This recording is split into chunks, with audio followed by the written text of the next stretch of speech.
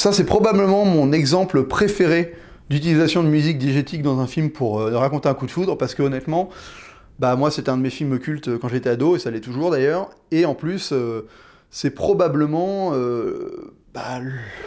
le film qui m'a... Enfin, pour moi, le coup de foudre le plus honnête et le plus réel de l'histoire du cinéma, toute proportion gardée évidemment, c'est celui dans Garden State. Alors, ils viennent de se rencontrer dans une salle d'attente d'un docteur, et jusque-là, on a juste eu un simple chant contre chant vraiment basique, entre Nathalie Portman et Zach Braff. Donc Sam, alias Nathalie Portman, fait écouter une musique à Zach Braff, qui est une musique excellente, qui s'appelle New Slang, du groupe The Shin.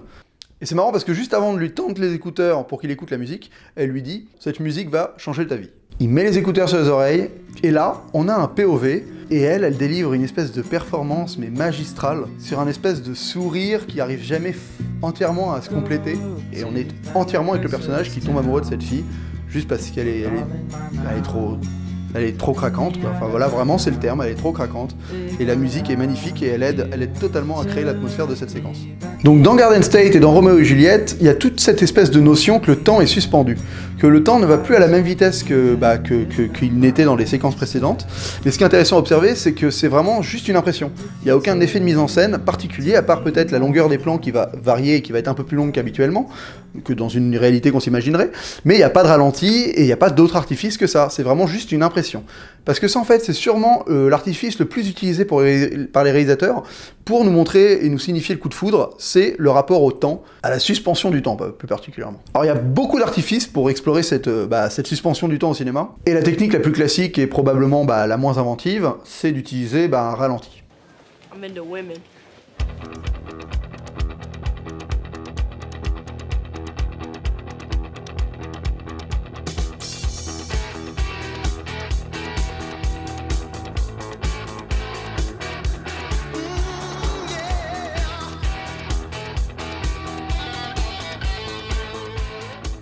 Alors c'est quelque chose qui est devenu tellement cliché, au point d'avoir un personnage dans la parodie Not Another Teen Movie, où à chaque fois qu'un certain personnage qui est supposé être une fille magnifique rentre dans une pièce, le temps s'arrête littéralement, et les personnages jouent le fait que le temps s'arrête. Donc voilà, c'est devenu tellement un cliché dans le cinéma, ce côté ralenti pour signifier un moment de coup de foudre presque, que là ils ont décidé de l'appliquer de manière littérale et parodique, et je trouve que cette scène d'ailleurs fonctionne très bien, parce que d'un coup ça soulage tous les cinéastes et les cinéphiles qui ont vu ce truc arriver 10 000 fois et qui n'ont jamais pu en rire. Là voilà, ils se permettent de se payer une bonne tranche de rigolade sur ce processus, et ça fait du bien. Alors malgré le fait que ce soit pas forcément la technique la plus originale, le ralenti, force est d'avouer que ça quand même ça a le mérite de fonctionner. Dans Casino, à la fin de la scène de la rencontre entre Sharon Stone et Robert De Niro, on a d'abord un freeze frame, qui est la parfaite exemple d'arrêter le temps. Et ensuite on a un ralenti, super classe quoi.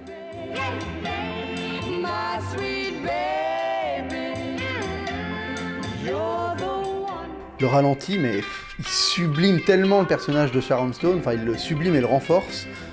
Et faut avouer que la musique est aussi pour beaucoup.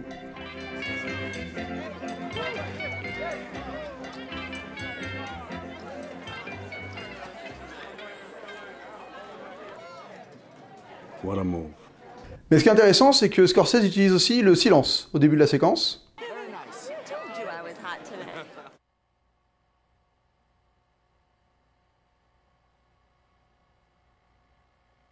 Un silence alors que Robert De Niro découvre Sharon Stone, qui finira en feu d'artifice à la fin de la séquence par le ralenti et la musique. Une fois que le coup de foudre aura été confirmé. À la fin de la rencontre dans le film Take the Vows de Sarah Polley, on a un long travelling arrière où les personnages marchent côte à côte, au ralenti. Et ce travelling au ralenti, on va dire, confirme le coup de foudre mutuel que les deux personnages ont eu l'un pour l'autre dans toute la séquence précédente. Dans Mud, je trouve le traitement assez intéressant. On ne découvre pas le personnage au ralenti, mais par contre, on comprend que quand ce gamin la regarde, il la voit au ralenti, alors que les autres, non. On alterne donc entre réalité et onirisme. C'est toute la force d'un réalisateur de réussir à nous montrer les différents points de vue lors d'une scène. Et là, c'est très bien exécuté, grâce à l'utilisation du ralenti par exemple. Pareil avec Jean-Marc Vallée, qui dans Café de Flore, utilise le ralenti pour suspendre le temps, et donc suspendre les coups de foudre aussi. Déjà, la musique a quelque chose de ralenti, Et après, on alterne 3 coups de foudre en utilisant le même procédé.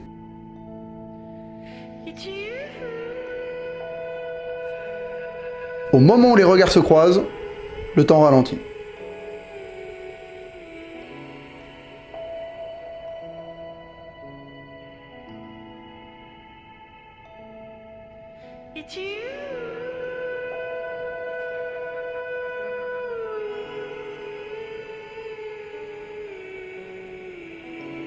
Donc c'est un ralenti au sein même d'un plan, et donc le plan finit plus lent qu'il n'a commencé, pour souligner l'apparition du coup de foudre. Alors, je trouve que le ralenti a vraiment le don de créer des moments magiques, faut l'avouer. Comme dans Mr. Nobody par exemple, où là on a vraiment un vrai coup de foudre de cinéma quoi.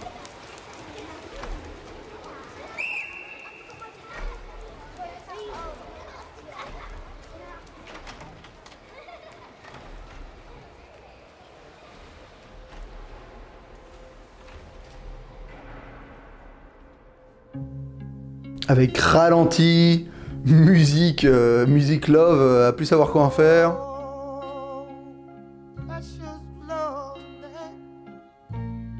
Des plans magnifiques et qui créent des images mais sublimes. Tout ce qu'on voit ne peut absolument pas être vu par les yeux du petit gamin qui regarde à travers l'entrebâillement de la porte, c'est impossible. Mais c'est ça l'intérêt du cinéma, c'est de tordre la réalité. Alors, on finit par la voir sauter d'un plongeoir d'un angle impossible, on finit par la voir sous l'eau, parce qu'on est à la fois dans la tête du gamin, et le gamin, à un moment où il tombe amoureux, il est partout. Il est omniscient à ce moment-là. Et c'est ça qui est intéressant, c'est toute cette frontière entre la réalité et le rêve. Est-ce que la scène s'est réellement passée comme ça, ou est-ce qu'on est rentré dans ce que le personnage a imaginé que cette scène a été? C'est toute la question, et je trouve ça formidable quand des réalisateurs s'attellent à nous faire des scènes de cette force et de cet impact émotionnel-là. Mais Jaco van der Mel, c'est un des réalisateurs les plus visuels que je connaisse, et d'ailleurs, il a d'autres astuces pour nous montrer cette suspension du temps.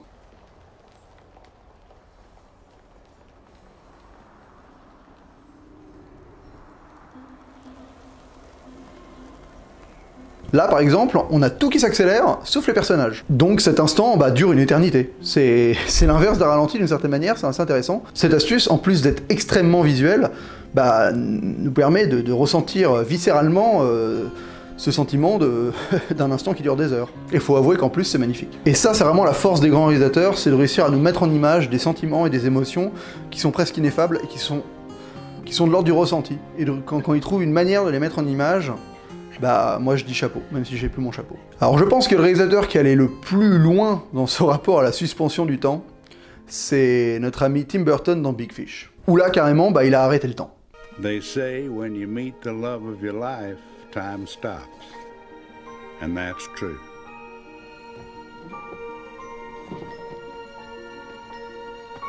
Le personnage d'Ewan McGregor se balade dans ce cirque où le temps est figé. Et il s'avance vers la fille qui lui a provoqué son coup de foudre, qui donc a provoqué cet arrêt du temps.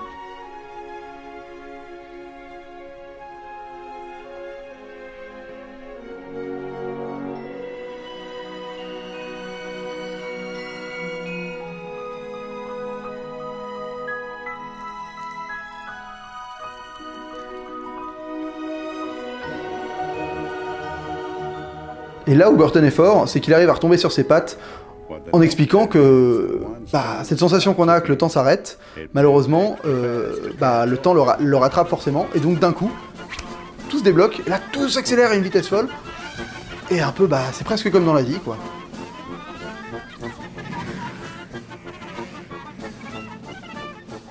Donc ça, c'est, je pense, la manière la plus visuelle et la plus littérale d'exprimer ce sentiment qu'un coup de foudre arrête le temps. Alors, des réalisateurs visuels, y en a plein, hein, et un des plus connus chez nous, les Français, c'est Jean-Pierre Jeunet. Et lui, par exemple, dans Amélie Poulain, il nous fait apparaître le cœur d'Amélie qui bat, en transparence, et donc, pareil, ça raconte, encore une fois, un coup de foudre, de manière visuelle. Sinon, il y a The Mask avec Jim Carrey, où là, toutes les expressions qu'on va utiliser dans la vie de tous les jours pour signifier des choses de l'ordre du coup de foudre, comme le cœur qui bat la chamane, se décrocher la mâchoire, avoir les yeux qui sortent des orbites, Et bah toutes ces expressions sont portées visuellement à l'écran grâce au personnage de The Mask, qui permet ça parce que c'est un cartoon vivant. Alors après, il existe d'autres méthodes pour montrer cette suspension du temps. Il y a la méthode par exemple dans The Boat That Rock, où on revoit de manière plus en plus serrée la même apparition 3 fois.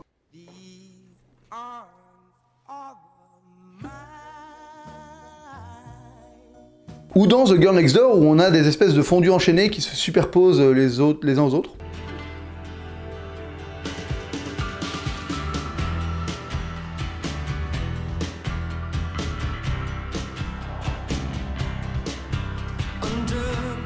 Ou dans Slumdog Millionnaire par exemple.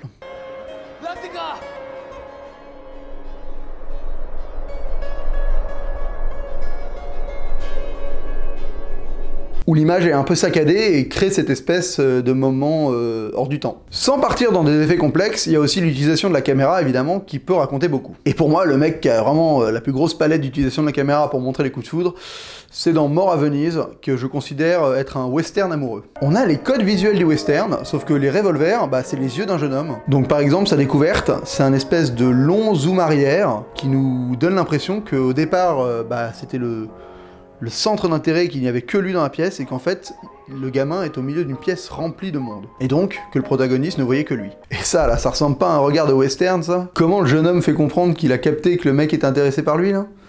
C'est western, ça. Ensuite, on a un zoom avant, au moment où le regard se croise, pour justement signifier que d'un coup, toute l'attention du protagoniste va vers ça, quoi. Et donc, à cause de ce regard de ce jeune homme, il fait abstraction de tout le reste. Et en fait, le film ne traite que de ce jeu de regard, et de la passion et du tourment que ça provoque chez notre protagoniste. Et l'utilisation des différentes techniques de prise de vue y est mais magistrale, quoi. Le mec a vraiment une idée par plan, quoi. Alors, dans les grands exemples de mouvements de caméra pour signifier un coup de foudre, on a celui de Vivacious Lady, où encore une fois, la musique est diégétique et joue un grand rôle dans la séquence, où là, on a un espèce de long travelling avant vers le personnage. On le suit.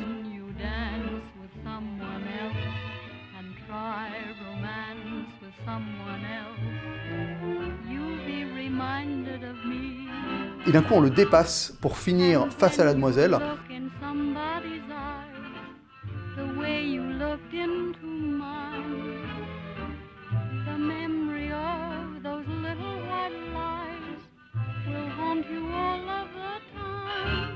Quand on coupe contre-champ vers le personnage, le coup de foudre a eu lieu. On a aussi le faux POV, enfin même le vrai d'ailleurs, où l'on observe à travers les yeux d'un personnage et on tombe amoureux avec lui, comme dans 500 Days of Summer. I love her smile, I love her hair, I love her knees, I love this heart-shaped birthmark she has on her neck. I love the way she sometimes licks her lips before she talks. I love the sound of her laugh. I love the way she looks when she's sleeping. Ou dans Virgin Suicide par exemple. Look how far we've come, my baby. We might have took the long way. We knew we'd get there. Et alors des fois, pour tomber amoureux, c'est plus une histoire de contexte qu'autre chose. Et pour moi, la meilleure scène qui explique cela, c'est la scène du coup de foudre dans Lord of War. You can't force someone to fall in love with you, but you can definitely improve your odds. Elle est filmée comme un braquage. It cost me 20 grand to book her for a fake photo shoot, another 12 to buy out the hotel. Avec la voix off de Nicolas Cage qui explique son plan au fur et à mesure qu'il se déroule, jusqu'au ramassage du butin, qui dans ce cas-là est un baiser. Et donc durant toute cette séquence, la fille a eu l'impression d'avoir un coup de foudre, alors qu'en fait c'était une manigance. Donc c'est intéressant parce que là elle a l'impression de tomber amoureux parce qu'elle pensait que c'était le destin. Alors qu'en fait, pas du tout. Et ça, ce rapport à l'instant et au destin, parce que c'est un rapport qui est présent dans l'amour en général, et je trouve qu'il y a vraiment des films qui l'exploitent de manière très intéressante. Donc il y a par exemple 500 Days of Summer, où tout le film est basé là-dessus, et il y a aussi par exemple dans Mr. Nobody, où le mec se dit qu'il va tomber amoureux de la prochaine fille qu'il croise. Et je trouve que cette manière d'appréhender le coup de foudre est hyper intéressante, et dans Lord of War, ils ont trouvé un concept qui est formidable, quoi. Le fait de faire comme un braquage pour faire en sorte qu'une personne ait l'impression de tomber amoureuse, c'est juste génial. Faudrait faire un film entier là-dessus d'ailleurs. Alors après, dans les contextes, il y a aussi celui du souvenir par exemple. Le fait de se souvenir d'un moment, comme dans le film 127 heures par exemple avec James Franco, où le personnage se souvient du moment où on lui a dit « je t'aime », I love you en anglais. Et c'est super intéressant. Mais alors cette séquence elle est plus intéressante dans son traitement dans le traitement du souvenir, de la manière de montrer un souvenir, que dans la manière de montrer réellement un coup de foudre.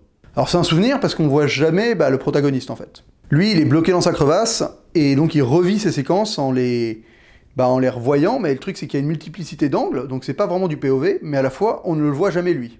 Et c'est vrai que c'est un peu comme ça qu'on se souvient des séquences, enfin qu'on se souvient de notre vie.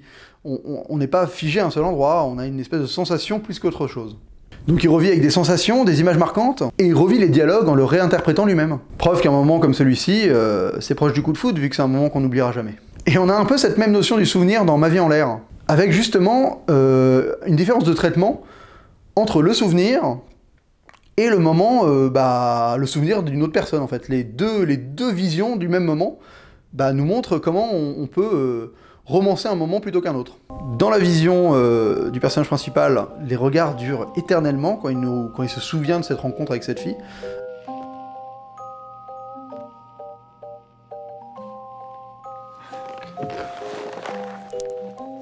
Merci. Alors que quand on revoit la séquence plus tard, plus ou moins dans la vision de Ludo qui est son pote, là on se rend compte qu'en fait ça a duré une fraction de seconde.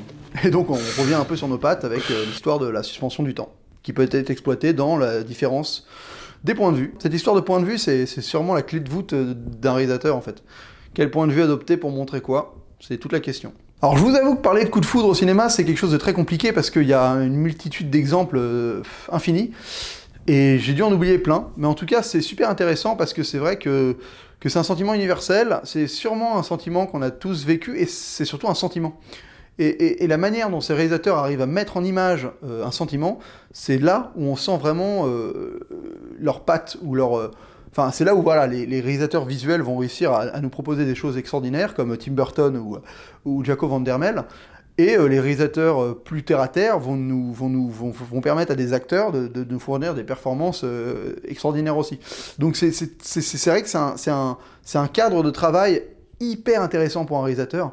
Et je pense qu'à étudier, moi, ça m'a apporté énormément, parce que j'ai découvert vraiment une multitude de méthodes et de manières et de tactiques pour réussir à exprimer des émotions, des sentiments, des choses qui ne sont pas aussi terre-à-terre que plein d'autres choses dans les films.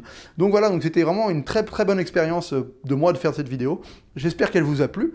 J'espère que grâce à cette vidéo, si vous êtes allé jusqu'au bout, vous allez vous abonner à ma chaîne, parce qu'il y en aura d'autres. Voilà, donc c'est ça l'ICKage, hein, je prends un sujet, j'essaie de comprendre comment les réalisateurs le font. Alors c'est laborieux à faire, donc je peux pas en faire toutes les semaines, mais je vais essayer d'en faire le plus souvent possible. Voilà, le prochain, je pense que je vais faire soit sur les événements sportifs, soit sur les braquages. Je me tâte encore, mais faut que je m'y mette vite, parce que ça demande beaucoup de travail de visionner plein de trucs, prendre des notes, et d'après de rédiger toute une vidéo. Mais en tout cas, moi ça m'apporte énormément. Donc si vous avez aimé, n'hésitez pas à en parler autour de vous, abonnez-vous à ma chaîne, et d'ici la prochaine, bonne toile!